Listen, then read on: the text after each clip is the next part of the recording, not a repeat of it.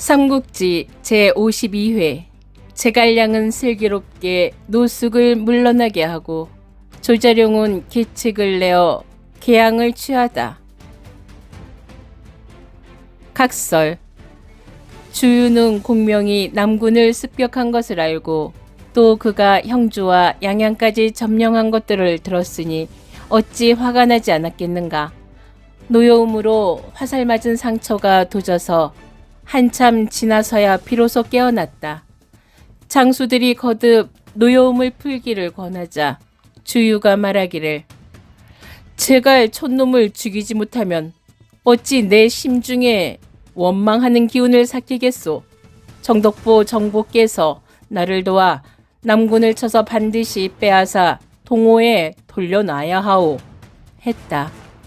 의논하고 있는 사이에 노숙이 오니 주유가 그에게 말하기를 내가 군사를 일으켜 유비 제갈량과 자웅을 겨루어 성지를 다시 빼앗고 싶소. 자경께서 아무쪼록 나를 도와주시오. 하니 노숙이 말하기를 불가하오. 방금 조조와 대치하여 아직 성패가 가려지지 않았소. 주공께서 합비를 쳐서 아직 함락하지 못했소. 우리가 서로 집어삼키려 하다가 만약 조조병력이 빈틈을 타서 온다면 그 형세가 위급할 것은 말할 것도 없소.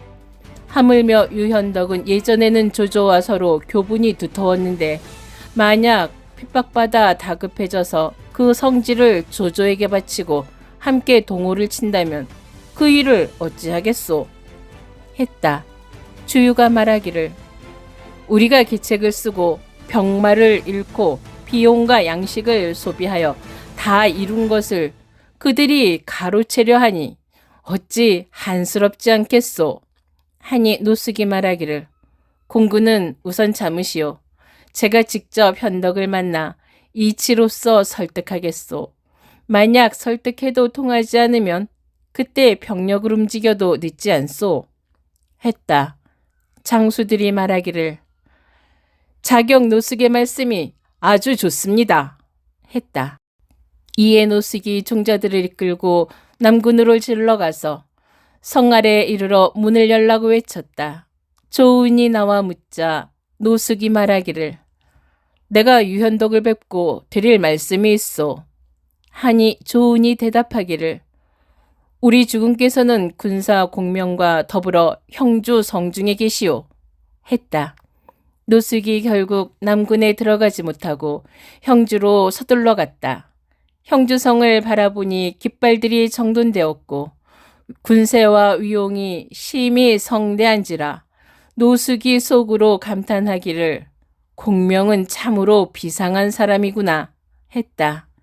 군사가 보고 하러 성중으로 들어가서 노자경 노숙이 만나러 왔다고 말하자 공명이 명하여 성문을 활짝 열고 노숙을 영접해 관어로 들어오게 했다. 인사를 마치고 주인과 손님으로 나눠 앉았다. 차를 마시고 나서 노숙이 말하기를 우리 주공 오후 송공께서 도독 공군 주유와 더불어 저로 하여금 거듭 황숙의 뜻을 아뢰라 하셨습니다. 지난날 조조가 100만의 무리를 이끌고 온 것은 겉으로는 강남을 빼앗는 것이나 실제로는 황숙을 도모하러 온 것이었습니다. 다행히 동호가 조조의 병력을 격퇴하여 황숙을 구원하였으니 형주 구군을 소유하는 것은 마땅히 동호에게 돌아가야 합니다. 이제 황숙께서 남을 속이는 꾀를 써서 형주와 양양을 빼앗아 점령했습니다. 감동으로 하여금 헛되이 전량과 군마를 쓰게 하고서 황숙께서는 편안히 그 이익을 접수하시니 이치에 어긋날까 두렵습니다. 했다. 공명이 말하기를 자경 노숙께서 고명하신 선비이신데 무슨 까닭에 이런 말씀을 꺼내시오. 속담에 물건은 반드시 주인에게 돌아간다고 하였소. 형주 양양 구군은 동호의 땅이 아니라 바로 유경승 유표의 기업이고 저희 주군께서는 원래 경승의 아우시오. 경승이 비록 돌아가셨으나 그 아들이 아직 살아있소. 숙부가 조카를 도와 형주를 취하는데 무엇이 불가하오? 하니 노숙이 말하기를 과연 같은 핏줄의 공자 유기가 점거한다면 이해하겠소.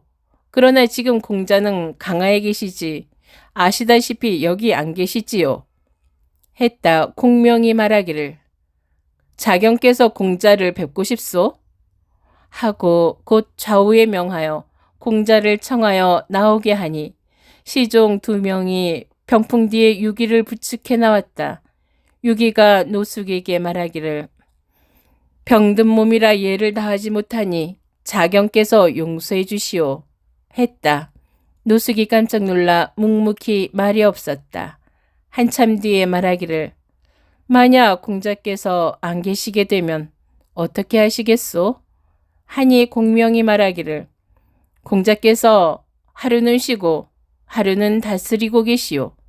만약 계시지 않게 되시면 따로 상의를 드리겠소. 했다. 노숙이 말하기를 공자께서 계시지 않게 되면 반드시 성지를 우리 동호에 돌려주셔야 하오. 하니 공명이 말하기를 자경의 말씀이 옳소. 했다. 곧 주연을 베풀어 대접했다.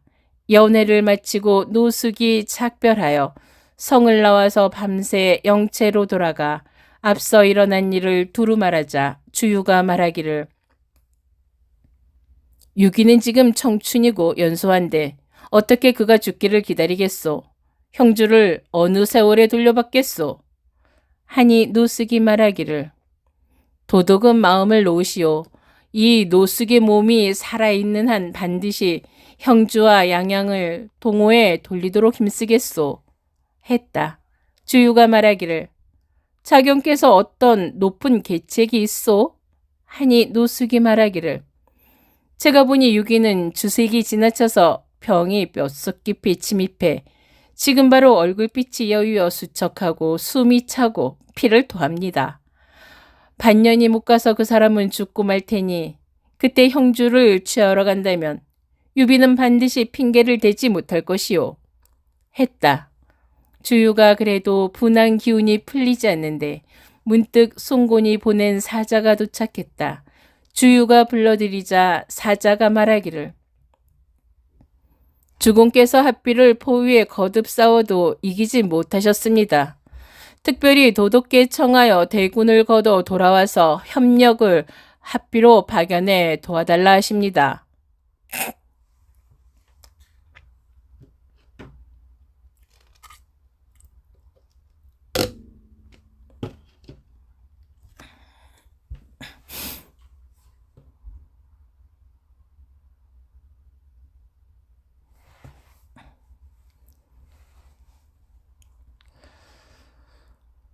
주공께서 합비를 포위해 거듭 싸워도 이기지 못하셨습니다.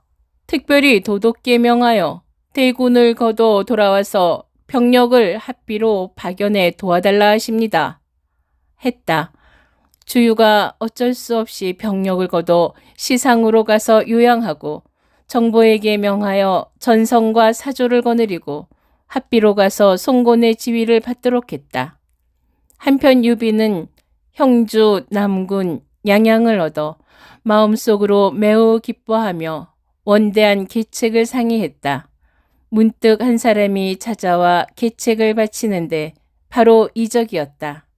현덕이 옛 은혜에 감격하며 매우 공경하고 자리에 앉게 하고 묻자 이적이 말하기를 형주에 관해 원대한 계책을 알려하시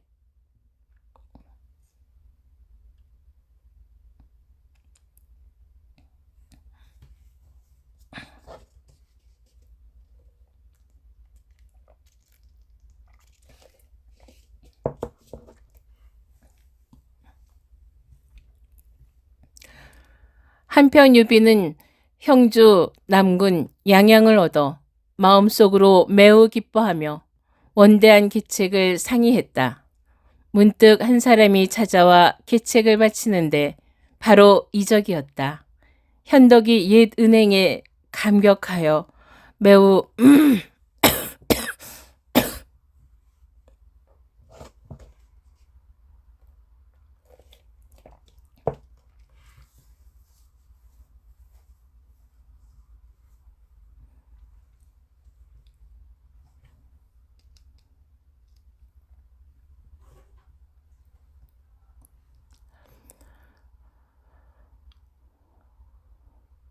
한편 유비는 형주 남군 양양을 얻어 마음속으로 매우 기뻐하며 원대한 계책을 상의했다. 문득 한 사람이 찾아와 계책을 바치는데 바로 이적이었다. 현덕이 옛 은혜에 감격하여 매우 공경하고 자리에 앉게 하고 묻자 이적이 말하기를 형주에 관해 원대한 계책을 알려하시면서 어찌 어진 선비를 구해 묻지 않으십니까? 했다. 현덕이 말하기를 어진 선비가 어디에 계시오? 하니 이적이 말하기를 형양의 마시 형제 5사람은 모두 재주와 명성이 있습니다. 어린 사람은 이름이 속이요 자는 유상입니다. 가장 어진 사람은 눈썹 사이에 하얀 털이 있고 이름은 양이요 자는 개상입니다. 고향 마을의 사람들이 말하기를 마씨 오상 형제들의 자가 모두 상으로 끝남 가운데 백미 흰 눈썹이 가장 어질다라고 합니다. 공께서 어찌 사람을 찾아서 더불어 도모하지 않으십니까? 현덕이 곧 명하여 그를 청하게 했다. 마량이 찾아오자 현덕이 두터운 예로서 대하여 영향을 지킬 방책을 묻자 마량이 말하기를 형양은 사방에서 적들을 맞이하게 되는 땅이니 오래 지키지 못할까 걱정입니다.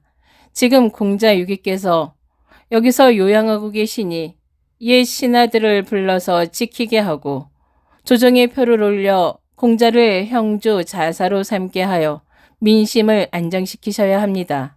그런뒤 남쪽을 정벌하여 무릉장사, 계양, 영릉의 사군을 취하여 전량을 거두어 쌓아두고 근본으로 삼으십시오. 이것이 원대한 기책입니다. 했다. 현덕이 크게 기뻐하며 곧 묻기를 사군 가운데 어느 군을 먼저 취해야겠소. 하니 마량이 말하기를 상강의 서쪽인 영릉이 가장 가까우니 먼저 취해야 합니다. 그 다음 무릉을 취하십시오. 그런 뒤에 상강의 동쪽인 계양을 취하고 장사는 그 뒤에 하십시오. 했다. 현덕이 곧 마량을 종사로 삼고 이적에게 그를 보좌하게 했다. 공명을 불러 상의하여 유기를 양양으로 돌려보내고 운장을 바꾸어 형주로 돌아가게 했다. 그리고 바로 출병하여 영릉을 취하려고 장비를 선봉으로 삼고 조우는 후군을 맡게 하고 공명과 현덕은 중군이 되니 인마가 모두 1만 5천이었다. 운장을 남겨 형주를 지키게 하고 미축과 유봉은 강릉을 지키게 했다. 한편 영릉태수 유도는 현덕의 군마가 몰려온다는 말을 듣고 이에 그 아들 유현과 상의했다. 유현이 말하기를 아버님 마음 놓으십시오. 장비와 좋은 그들이 비록 용맹스럽다 하나 우리 고을의 상장 형도영은 그 힘이 만인을 대적하니 가히 그들을 막을 수 있습니다. 했다. 유도가 곧 명을 내려 유형과 형도영이 병력 1만여 명을 이끌고 성박 30리에 산과 물을 의지하여 영체를 세웠다. 탐마 정찰 기병이 보고하기를 공명이 스스로 일군을 이끌고 도착했습니다. 하니 형도영이 곧 군사를 이끌고 출전했다. 양쪽이 포진을 마치고 형도영이 출마하여 손에 산도 쪼갤 큰 도끼를 들고 성난 목소리로 크게 외치기를 반적들아 어찌 감히 우리 땅을 침범하느냐 했다. 그런데 맞은편 진영 속에서 한때의 누런 깃발이 나오는 것이 보이고 문기 진영문에 세운 깃발이 열리자 한 대의 사륜거를 밀고 나왔다. 수레에 단정히 앉은 한 사람이 머리에는 윤건을 쓰고 몸에는 학창회를 입고 손에는 우선 깃털 부채를 들었는데 부채를 들어 형도영을 가리키며 말하기를 내가 바로 남양의 제갈 공명이다. 조조가 100만의 무리를 이끌고 왔으나 내가 작은 꾀로서 무찔러 결국 한 조각 갑옷도 돌아가지 못했다. 너희들이 어찌 나와 대적하겠느냐. 내가 지금 너희를 불러서 귀순하게 하니 어찌빨리 투항하지 않느냐 했다. 형도용이 크게 웃으며 말하기를 적벽대전은 바로 주유의 꾀인데 내가 무슨 일을 했다고 감히 와서 거짓말을 하느냐 하고 큰 도끼를 휘두르며 마침내 공명에게 달려들었다. 공명이 곧 수레를 돌려서 진중으로 달아나고 진문이 다시 닫혔다. 형도영이 곧장 치고 들어오니 군사들이 급히 양쪽으로 갈라져서 달아났다. 형도영이 멀리 중앙에 한 무리 누런 깃발을 바라보고 공명이라 여겨서 오로지 누런 깃발을 뒤쫓았다. 산기슭을 지나자 누런 깃발이 멈추더니 후련히 중앙이 열리는데 사륜거는 보이지 않고 다만 한 장수가 장팔 사모를 꼬나들고 말을 내달려서 크게 소리 지르며 형도영에게 바로 달려드니 장익덕이었다. 형도영이 큰 도끼를 휘두르며 맞서지만 몇 합 못 싸워서 기력이 다하니 말머리를 돌려 달아났다. 익덕이 뒤에서 쫓아오자 함성이 크게 진동하더니 양쪽에서 복병이 일제히 나왔다. 형도영이 죽기 살기로 뚫고 나가지만 앞쪽에 한 명의 대장이 갈 길을 막아서며 크게 외치기를 상상 조자룡을 알아보지 못하겠느냐 했다. 형도영이 맞서지 못하겠다고 생각하고 또 달아날 곳도 없어 어쩔 수 없이 말에서 내려 항복을 청했다. 자룡이 포박하여 영체로 와서 현덕과 공명을 만났다. 현덕이 참수하라 호통치자 공명이 급히 제지하며 형도영에게 물어 말하기를 내가 만약 우리에게 유현을 잡아오면 너의 투항을 받아주겠다. 고하니 형도영이 예 하며 가겠다고 했다. 공명이 말하기를 내가 무슨 방법으로 그를 잡겠느냐? 하니 형도영이 말하기를 군사께서 기꺼이 저를 풀어 돌려보내주시면 제가 나름대로 교묘히 말하겠습니다. 오늘 밤 군사께서 병력을 이끌고 영체를 덮치시면 제가 내응하여 유현을 사로잡아서 군사께 바치겠습니다. 유현이 잡히고 나면 유도도 스스로 항복하게 됩니다. 현덕은 그 말을 믿지 않지만 공명이 말하기를 형장군이 잘못된 말을 하지는 않을 겁니다. 하고 마침내 형도영을 풀어서 돌려보냈다. 형도영이 풀려나 영체로 돌아가서 지난 일을 유현에게 사실대로 고했다.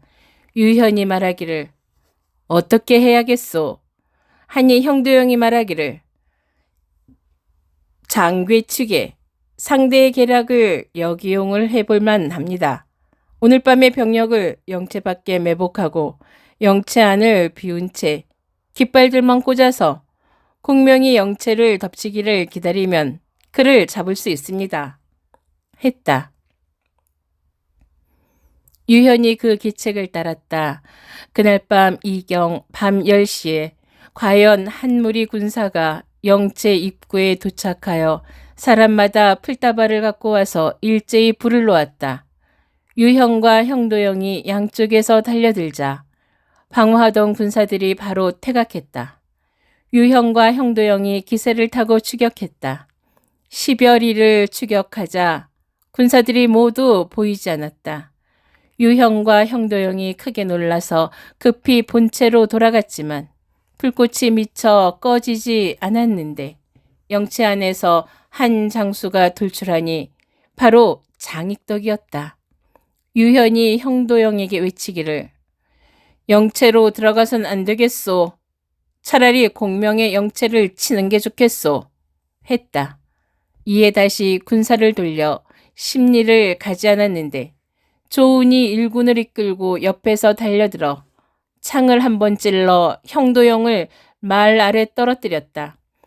유현이 급히 말머리를 돌려 달아나자 뒤에서 장비가 뒤쫓아와서 눈 깜짝할 사이에 사로잡아 포박하여 공명을 만났다. 유현이 고하기를 형도영이 제게 이렇게 시킨 것이지 참으로 본심이 아닙니다. 하니 공명이 명하여 그 포박을 풀어서 옷을 주어 입게 하고 술을 내려 진정시켰다. 그에게 성으로 들어가 아버지에게 토왕을 설득하게 했다. 만약 항복하지 않으면 성을 깨뜨려서 모조리 죽여 성문 가득히 채우겠다고 했다. 유현이 영릉으로 돌아가 그 부친 유도를 만나서 공명의 은덕을 두루 말하며 부친에게 토왕을 권했다. 유도가 그 말에 따라 곧 성위에 항복 깃발을 세우고 성문을 활짝 열어 인수를 갖고 출성하여 마침내 현덕의 영체로가 항복했다. 공명이 유도를 그대로 군수를 삼게 하고 그 아들 유현은 성주로 보내어 군대에서 업무를 보게 했다. 영릉이 백성들이 모두 즐거워하고 기뻐했다. 현덕이 성에 들어가 백성들을 어루만지고 나서 삼군의 군사들을 포상하고 위로한 뒤 장수들에게 묻기를 영릉을 이미 취했으나 계양군은 누가 용감히 취하겠소? 하니 조은이 응하기를 제가 가고 싶습니다. 했다. 장비가 분연히 나와서 말하기를 나도 가고 싶소. 하고 두 사람이 다투자 공명이 말하기를 아무래도 자룡이 먼저 응했으니 자룡을 가게 할 수밖에 없습니다. 했다. 장비가 불복하여 꼭 가고 말겠다고 하니 공명이 제비 뽑기를 시켜서 뽑힌 사람이 가게 했다. 이번에도 자룡이 뽑히자 장비가 성을 내어 말하기를 따로 도움은 필요 없으니 다만 삼천 군사를 이끌고 성음을 점거하고야 말겠소. 했다. 조은이 말하기를 저 또한 삼천군마만 거느리고 가겠습니다. 성을 얻지 못하면 군령을 감수하겠습니다. 했다. 공명이 크게 기뻐하며 군령장을 적게 하고 3천의 정예병력을 뽑아 조은에게 주어 가게 했다. 장비가 불복하자 현덕이 꾸짖어 물러가게 했다. 조은이 3천인마를 거느리고 곧장 계양으로 출발했다. 어느새 탐마 정찰 기병이 계양 태수 조봄에게 알려주었다. 조봄이 급히 사람들을 불러 상의하니 광군 교의 진흥과 포룡이 군사를 거느리고 출전하기를 원했다. 원래 두 사람은 모두 계양 영산 시골 사냥꾼 출신인데 진흥은 표창을 잘 쓰고 포룡은 일찍이 호랑이 2마리를 사살했다. 두 사람이 용력을 믿고 조봄을 대하여 말하기를 유비가 오면 저희 두 사람이 선봉이 되겠습니다. 하니 조봄이 말하기를 내가 듣자니 현덕은 바로 한나라의 황숙이요. 게다가 공명은 꽤가 많고 관우와 장비는 극히 용맹하오. 지금 병력을 거느리고 오는 조자룡은 담양 장판에서 백만 군사 사이를 마치 무인지경처럼 누볐소. 우리 계양의 인마가 얼마나 되겠소. 맞설 게 아니니 투항하는 것이 좋겠소. 했다. 진흥이 말하기를 제가 청컨대 출전하겠습니다. 만약 조은을 잡지 못하면 그때 태수께서 투항하셔도 늦지 않습니다. 했다. 조봄이 우기지 못하여 어쩔 수 없이 허락했다. 진흥이 3천 인마를 거느리고 성을 나가 적을 맞이하는데 어느새 조은이 병력을 거느리고 도착했다. 진흥이 포진을 마치고 나는 듯이 말을 달려 비차를 들고 나갔다. 조은이 창을 꼬나잡고 진흥을 꾸짖기를 우리 죽은 유현덕은 바로 유경승의 아우다. 이제 그 공자 유기를 보자해 함께 형주를 다스리니 내가 특별히 백성을 위모하러 왔거늘 내가 무슨 까닭으로 감히 맞서느냐. 하니 진흥이 욕하며 말하기를 우리는 오로지 조승상에게 복종할 뿐인데 어찌 유비를 따르겠느냐 했다. 조은이 크게 노하여 창을 꼬나잡고 말을 내달려서 바로 진흥을 상대하니 진흥이 비차를 준비해 덤벼들었다. 2마리 서로 엇갈리며 4-5합 싸우자 진흥이 맞서기 어렵다 여겨서 말머리를 돌려 달아났다. 조은이 추격했다. 진흥이 되돌아보니 조은의 말이 가까이 오므로 비차를 던졌으나 조은이 받아내어 진흥에게 되던졌다. 진흥이 급히 피했으나 조은이 벌써 달려와서 진흥을 사로잡아서 땅바닥에 내던지며 군사들에게 포박해 영체로 끌고 가라고 외쳤다. 패배한 군사들이 사방으로 흩어져 달아났다. 조은이 영체로 들어가 진흥을 꾸짖기를 너 따위가 어찌 감히 나를 대적하겠느냐. 내가 이제 너를 죽이지 않고 놓아서 돌려보낼 테니 조봄에게 어서 항복하라고 말해라. 했다.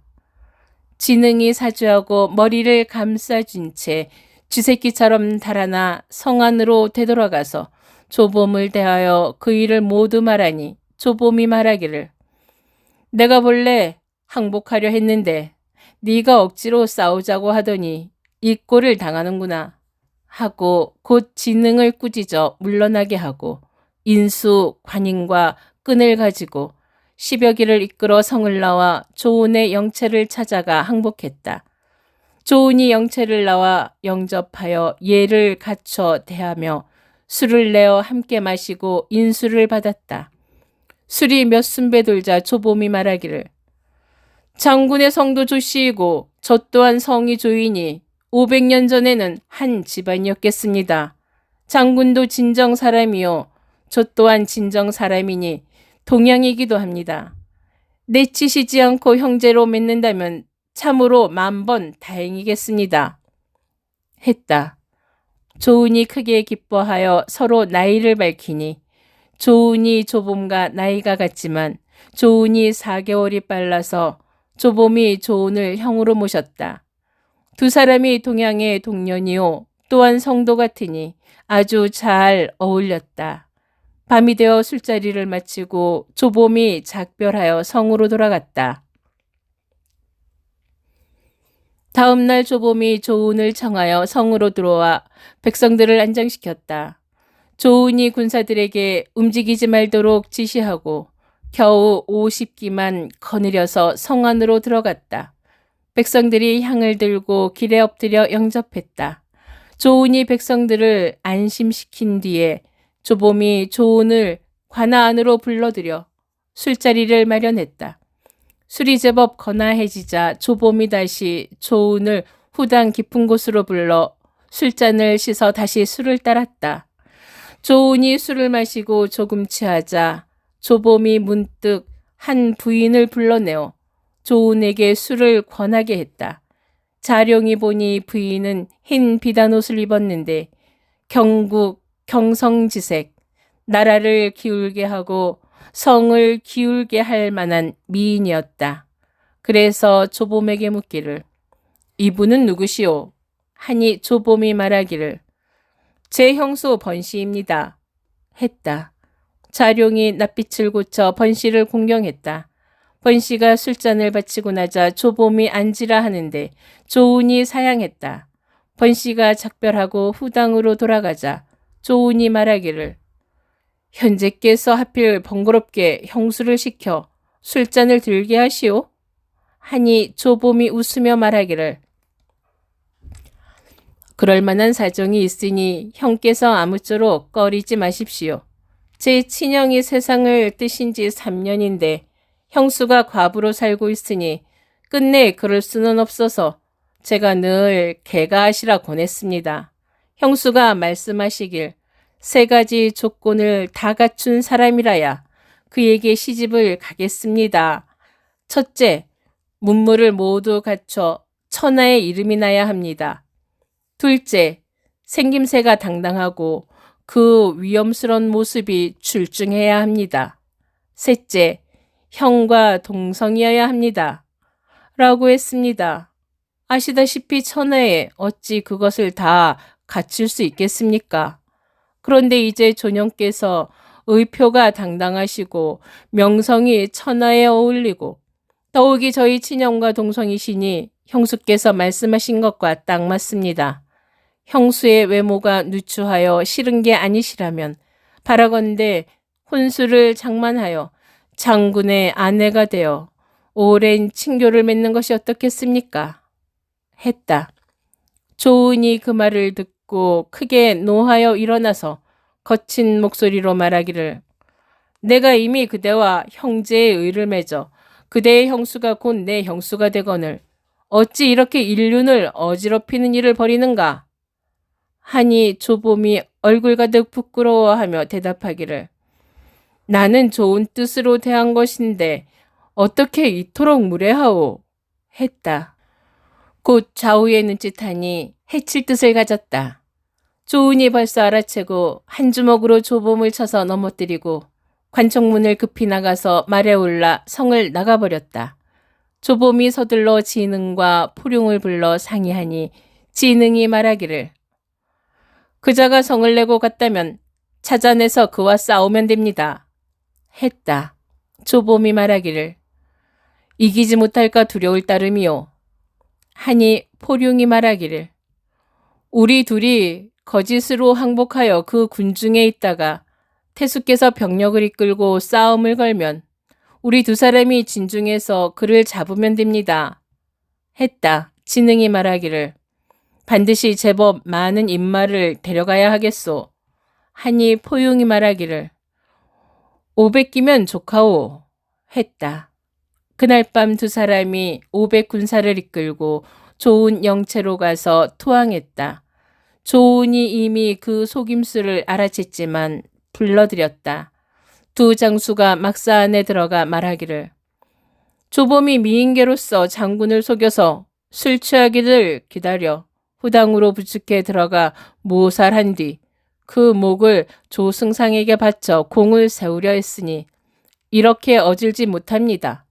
저희 두 사람은 장군께서 노하여 나가시는 걸 보고 반드시 저희도 연루될 것 같아서 이렇게 투항합니다. 했다. 조은이 깊은 척하며 술을 내어 두 사람과 통음했다.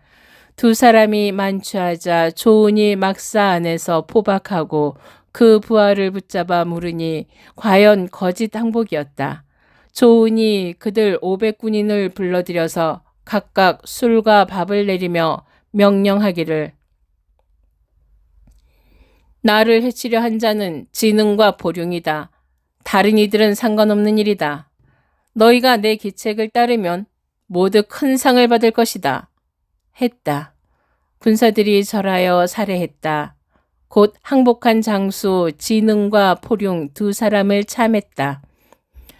그들 500군사들을 앞장 세우고 조은은 뒤에서 일천군사를 이끌고 밤새 계양선 아래 이르러 문을 열라 외쳤다. 성 위에서 조봄이 들으니 진흥과 포룡 두 장수가 조은을 죽여 회군하여 태수를 청하여 이를 상의하겠다고 했다. 성 위에서 불을 밝혀 살펴보니 과연 자기 편의 군마였다. 조봄이 급히 성을 나오자 조은이 좌우에 소리쳐 잡아들이고 마침내 성에 들어가 백성들을 달래어 안정시켰다. 현덕에게 나는 듯이 보고하니 현덕이 공명과 더불어 친히 계영으로 왔다. 조은이 영접하여 성에 들어가서 조봄을 섬돌 아래 끌고 왔다. 공명이 묻자 조봄이 형수를 시집 보내려 한 일을 낱낱이 말했다. 공명이 조은에게 말하기를 이 역시 아름다운 일인데 공께서 어찌 이러시오? 하니 조은이 말하기를